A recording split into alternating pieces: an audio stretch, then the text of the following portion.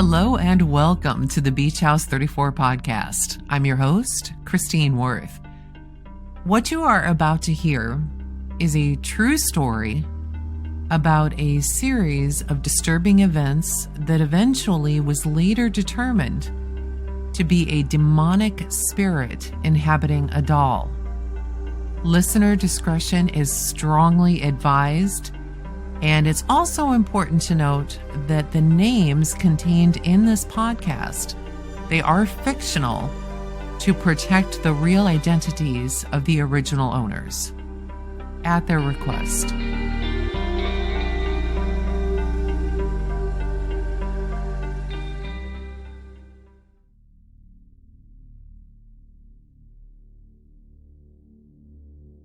Now, you might be familiar with the movie Annabelle, which was released in 2014.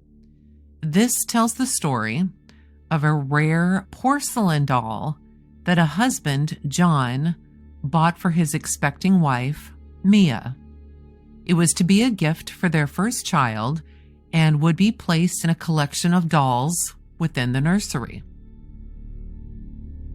The quick and dirty of the movie Annabelle goes like this.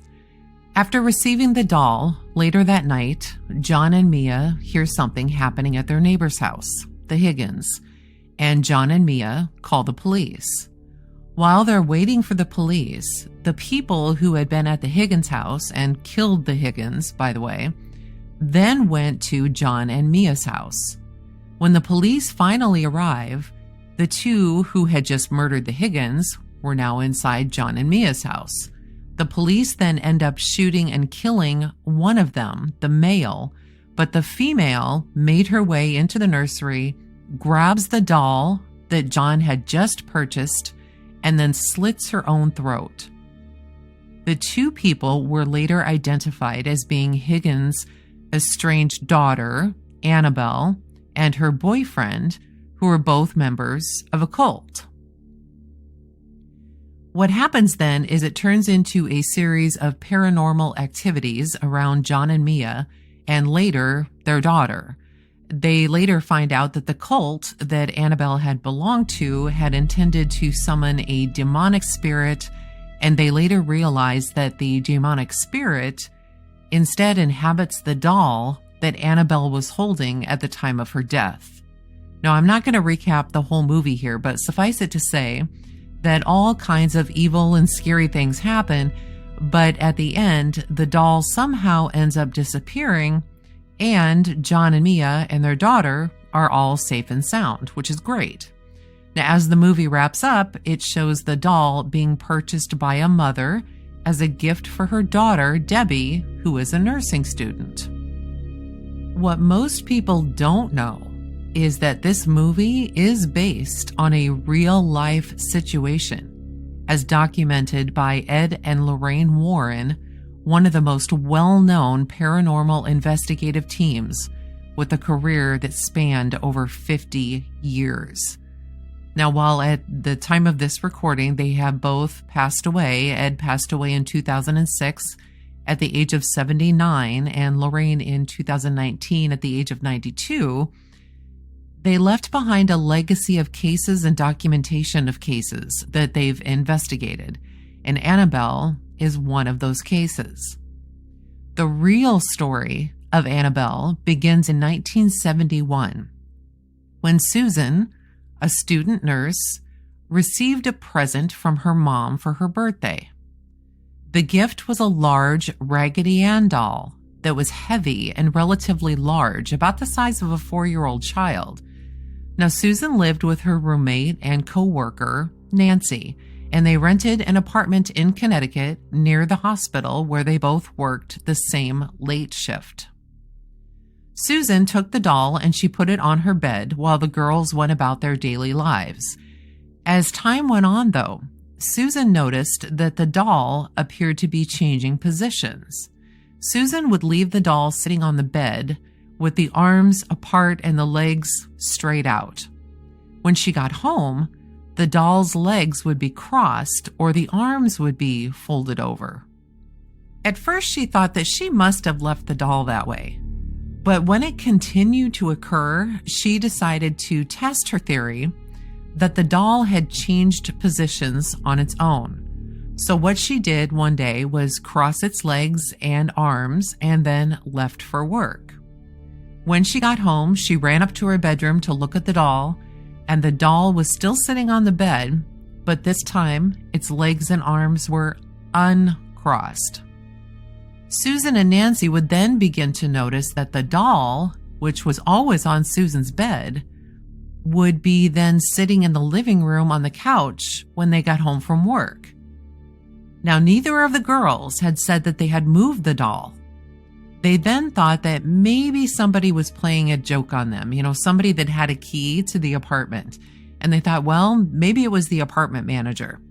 So what they did is they placed markings on the doors and windows, and they arranged their rugs in the apartment in a certain way so that in the event anyone came into the apartment while they were gone, they would know about it.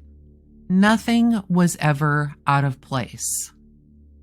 One night they came home and the doll was still on Susan's bed, but Susan noticed that there was blood on the back of one of its hands and 3 drops of blood in the middle of its chest. Now at this point, Susan and Nancy decided to get in touch with a medium to find out why this was happening. And, amazingly, they weren't really frightened. They were just more curious. The medium arrives and they perform a seance where the medium then tells the girls that a little girl died on the property many years ago before the apartments were ever even built. And her name was Annabelle Higgins, and that she was 7 years old. Annabelle thought that the girls would be able to understand her. So she was the one who began to move the doll so that the girls would notice. The medium further said that Annabelle was asking if she could stay with them and move into the doll. And both Susan and Nancy said that she could. And from that day on, they called the doll Annabelle. Now, during this time, a mutual friend of theirs, Scott, would stop over and they would tell him about what was happening. Now, Scott didn't think that a doll moving around on its own was cute at all, and he immediately didn't even like the doll. But the girls, now knowing that the doll was that of a little girl who was, for all intents and purposes, lost, they felt the need to care for her. They would take the doll on car rides with them and even make her little bracelets to wear. And as a matter of fact, to this day, you can still see one of the bracelets on the doll that one of the girls made for her. The girls then began to notice little notes around the apartment, and they said things like, "Help us," or "Help Scott." But they knew that there was nothing they should be concerned with regarding Scott, and they didn't know what the us and the "help us" meant. To top it off, these notes were written in a very childlike way. They were written in pencil and of all things, written on parchment paper. Now, Susan and Nancy, they would tear the apartment apart looking for parchment paper or pencils, but they could never find either one. Now, Scott one evening was at his own place and he had fallen asleep. He was in a very deep sleep. And while he laid there, he had a dream. And he's dreaming that he woke up. He didn't really wake up, but in his dream he woke up and he felt like something was off. And in his dream, he looked around the room and didn't see anything odd. But then he looked down and saw the doll, Annabelle, climbing up his body and stopping on his chest. It then put out its 2 arms and placed them on either side of his neck. He then saw himself being strangled. He was trying to push the doll off of him, but he said it was like pushing on a wall because it wouldn't even move. Now, another night, he was over at the girls' apartment. He was planning a road trip the following day, and him and Nancy, they were going over the maps and the route that he would take. It was very late at night when they heard sounds coming from Susan's bedroom. It was so loud that they thought someone had broken in. Scott ran upstairs and waited outside the door, listening until the sound stopped. He then opened the door and peeked around to see if there was anything unusual happening. Walking into the bedroom, he didn't notice anything wrong except for the doll who was on the floor in the corner. As he walked closer to the doll, he felt something behind him, so he turned around to look. No one was there, but all of a sudden he feels something on his chest, which was so painful he doubled over. It felt hot, like someone was burning him. When he came downstairs, Nancy asked to take a look because he was bleeding through his shirt. When they opened his shirt, they noticed that he had 3 vertical and 4 horizontal claw marks on his chest. Within 2 days, these cuts were healed completely. After the incident with Scott, Susan decided to call an Episcopal priest that both she and Nancy knew and trusted. They told him what had been happening, all of it. And while they were afraid that he wouldn't believe them, he actually did. But he also felt that he would need to get in contact with someone higher up than he was because he just didn't feel confident in dealing with this situation. So they called a Father Dennis. Now, Father Dennis, after hearing the story, he then decided to contact Ed and Lorraine Warren. Now, as I've mentioned, Ed and Lorraine Warren are one of the most prominent and one of the first pairs of paranormal investigators. They founded the New England Society for Psychic Research, which is also called NESPR, in 1952, and have investigated a wide variety of well-known cases, as well as consulted and assisted in numerous police investigations that especially involved ritualistic murders.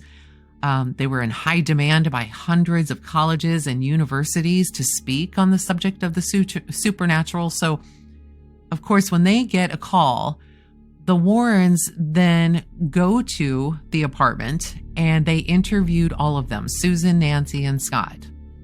And the 3 of them told the Warrens everything that had been occurring.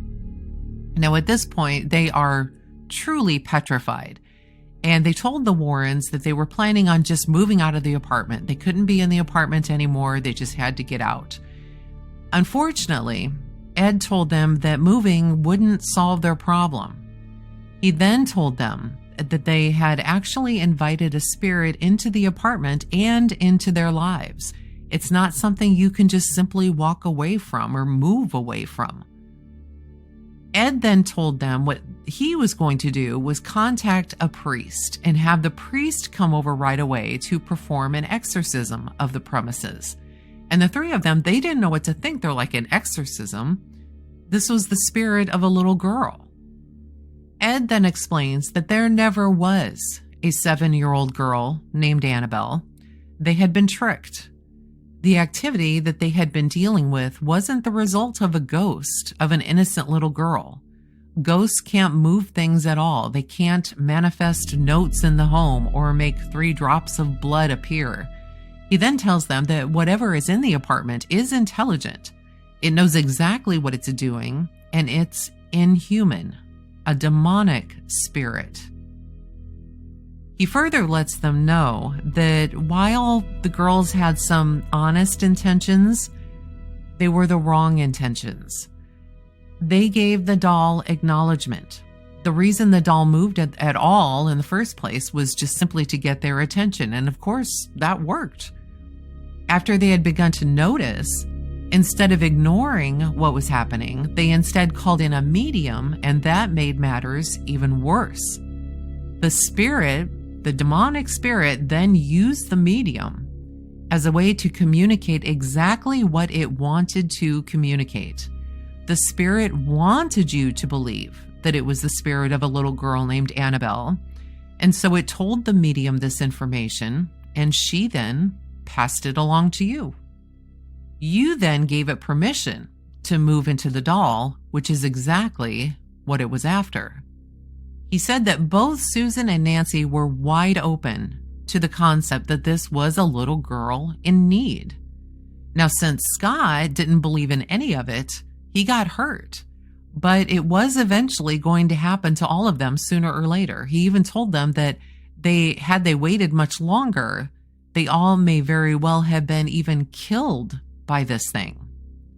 When the priest arrived, he was given all of the information, and then, even though he was very nervous, he went around the apartment into each room and recited the Episcopal blessing. Now, this blessing is 7 pages long, and it's meant to be nothing but positive in nature. It doesn't necessarily get rid of anything, but the idea is to fill the home with the power of God.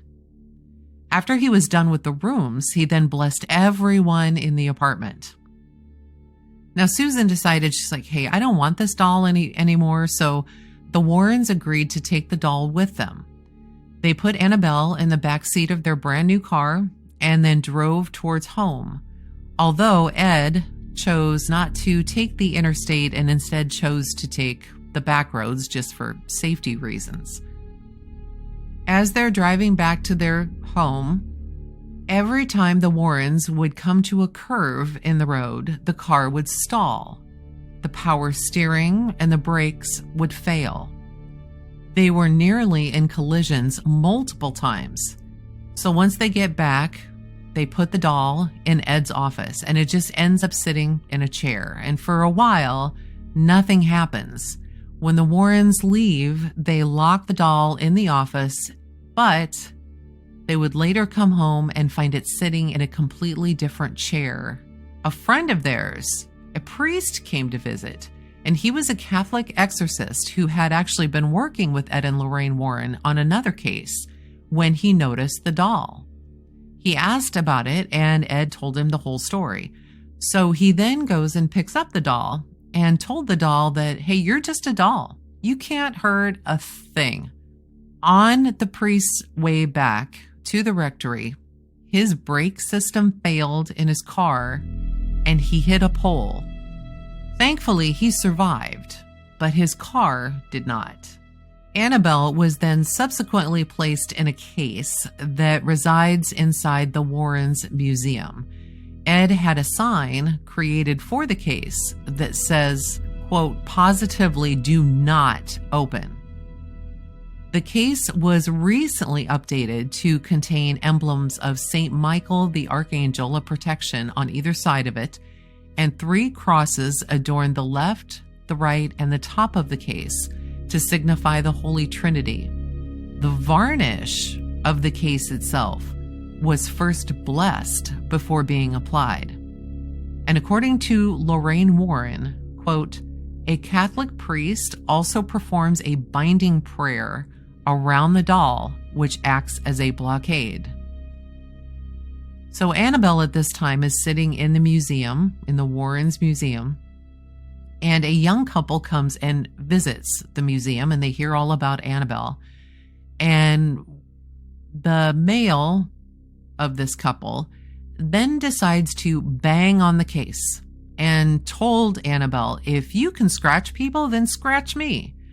Ed, of course, gets very frustrated with this, and he escorts the couple out. And on the way home, the man hit a tree with his motorcycle. He died, and his girlfriend spent a year in the hospital recuperating. She reportedly said that when the accident happened, they were joking and talking about Annabelle. Now, as I've said, while the Warrens have both passed away, their legacy goes on. Their son-in-law, Tony Spera, now handles the business. Today, the Annabelle doll still resides in the enclosed case at the Warrens Occult Museum, but unfortunately, the museum is not currently open to the public due to zoning codes. So what Tony does is he has shows where he then brings along items from the museum to display. And one of those items does often contain Annabelle. In 2017, Annabelle actually made a rare appearance on the television show Ghost Adventures, which is hosted by Zach Baggins, for one of their Halloween specials. As a matter of fact, Tony took the doll all the way to Las Vegas from Connecticut to Zach's Haunted Museum. It took 3 attempts for the production crew of the show to even get Tony to consider doing it at all. In the end, he did agree and brought Annabelle. Now, Annabelle traveled with Tony on the plane, and never once did he allow the case that Annabelle was in to be anywhere away from him at all. Before filming the episode, Tony requested that holy water be on standby for the entire crew. And before the episode could even begin filming, Zach began to feel off. He then asked Tony if this was typical, and Tony said that in fact it was. And Tony even had a name for it. It was called a forerunner, which is a warning to not do what it was that they were thinking of doing. A tech crew member of the show then said that as he had been recording the interviews with Zach and Tony, he had noticed an odd sound in the background. And upon playing it back, it sounded like a child's cry. And this was all before they even took Annabelle out of the case. Finally, when the time came for Annabelle's appearance, Tony first soaked his hands in holy water, wrapped his hands with the rosary, and then made the sign of the cross over himself. He then sprinkled holy water on the case, actually holding the doll. Lastly, he said a prayer to Saint Michael, the archangel. And before taking Annabelle out of the case, he then put on some protective gloves and quickly, very, very quickly, moved Annabelle to a chair where he sat her up and then again made the sign of the cross over himself. Both he and Zach are required to wear rosaries while they are in the room with Annabelle, and Zach is also required to cross himself with holy water. Of all the rules that are in place, because remember, Annabelle is now currently out of her case, all that she's doing is just simply sitting in a chair in the middle of the room. The biggest rule is that no one is supposed to actually physically touch the doll. Now, while the whole Ghost Adventures team is in the room, they decide to use a spirit box. Now, a spirit box is a piece of equipment that's used to communicate with spirits. It creates white noise by cycling through radio frequencies at a very, very fast pace. While using the spirit box, they hear the word listen. It actually sounds like 3 people at one time saying the word because it has kind of an odd echo to it. When Zach asks who they're supposed to listen to, they hear Annabelle in a deep male voice. Now, Zach is sitting on the floor extremely close to the doll. He says out loud that he's having a hard time not touching her. And of course, everyone reminds him not to. And Tony, who is in another room observing, comes through on the walkies and reiterates this to Zach. Do not touch the doll. Others that are in the room filming and around Zach all of a sudden begin to get very warm, and they even start to sweat. And Zach at this point is struggling with himself to not touch the doll. It is suggested to Zach by Tony to say the words, "God protect me." But Zach doesn't want to do this. And this makes Tony concerned that Zach may already be under the influence of the doll. Tony then warns him that if he does touch the doll, he cannot guarantee his safety. As Tony comes into the room to grab the doll, thinking that it's just becoming way too intense at this point, Zach lightly reaches over and touches the doll's foot. Tony is livid. He immediately grabs the doll and leaves to go back to his hotel room. Later that night, Zach films himself as he's coming back to his house because on his car, he noticed something really odd. His odometer read exactly 6,666 miles. The next day, Zach is having lunch outside with a friend and a freak thunderstorm pops up. Now remember, this is in Las Vegas. As the rain comes tearing down, there's a bolt of lightning and it strikes one of the lights outside the restaurant where Zach is eating. The light that was struck was directly above Zach's car. Now, there was quite a bit of blowback, even from fans, about what Zach did. So much so, meaning touching the doll. So much so that he ended up making a statement on his official Facebook page. And in it, he does say that he was skeptical of the doll until she got there, and a part of his very lengthy post says, quote, "I touched Annabelle, but it felt like I had to. Not because it would be a great TV moment, but because of things most of you wouldn't understand. Something had a grip on me, and I had a tremendous amount of sadness through the whole thing, except for one quick moment of rage near the end, when Tony took her and left." Now, over the years, there has been somewhat of a public war of words over the incident, and even though there is some animosity between the two, although I don't think the word animosity is the right word exactly, not sure how to phrase that, but the Ghost Adventures team did ask Tony to come back the following year, but he just out and out refused. Now, multiple theories are also out there saying that Annabelle isn't Annabelle anymore because once she entered the haunted museum in Las Vegas, the spirit actually stayed there and didn't continue on with the doll. Another theory, remember that's just a theory, another theory is that Tony didn't actually bring the real doll with him. And they bring up a good point too. If I want to play devil's advocate here for a minute, no pun intended. If the doll was so dangerous, why bring it on a crowded plane full of people who had no idea? Hell, if I knew the doll was on the plane, I would have opted for another flight. Even if the doll was in the same hotel with me, I'd want to know because I wouldn't want to stay there either. The bottom line is, the story of Annabelle has real origins to it, and whether or not you believe that the Annabelle in the possession of Tony is still haunted by the spirit, or if the spirit ended up in Zach's museum, overall, creepy things have just happened whenever someone has touched or otherwise disrespected the doll Annabelle.